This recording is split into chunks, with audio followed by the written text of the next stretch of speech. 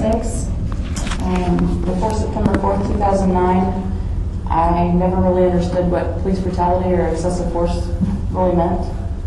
On September 4th, 2009, my significant other, Dennis Lancaster, was severely injured by a Jacksonville police officer.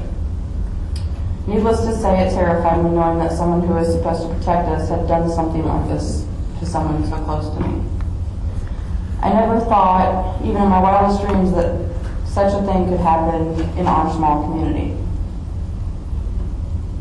Shortly after that night, I contacted the local police station and requested to speak to Chief Burns.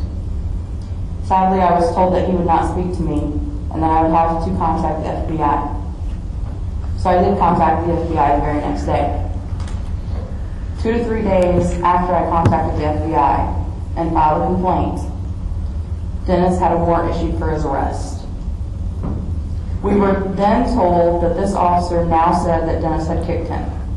I thought, wow, this cop is just now remembering that Dennis kicked him. It was all starting to sound a little fishy to me at this point.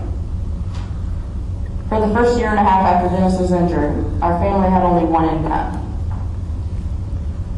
This was because Dennis is now disabled due to this officer's actions.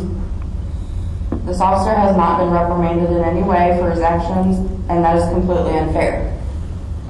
Dennis has suffered tremendously, and this officer has lived his life normally, still working, still getting paid, and still not paying for his crime in any way. Since this happened to Dennis, there have been at least 3 more cases of excessive force in our community at the hands of our officers. With that said, I'm asking for the support of the mayor and the city aldermen and alderwomen to help us stop this kind of behavior in our community. I'd also like to thank each and every citizen of our community that has believed in us and also helped us in any way that they could. I'm just trying to bring awareness and try to get somewhere with this.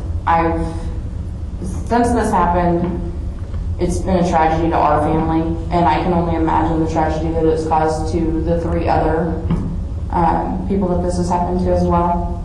And I've tried to help them in any way that I could as well. I'm not anti-police.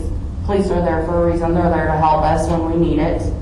I am, however, anti-police brutality. And the main thing that we are trying to, get help with is for the officers to have more training. Everybody has a bad day, and that could be what has happened in these cases. I have bad days at work, and I may not be the best person to be working that day. It happens. But I feel with them, their job is to protect us. And with the injuries that occurred, that's not protection, especially in Dennis's case, I'll say, because he was in handcuffs. He was detained when this happened to him. So we're looking for help. Just some kind of support to help us get this under control before something happens to someone else. I'm afraid that someone is going to die at the hands of our officers. The last victim actually had a broken neck. So it's getting scarier along the way.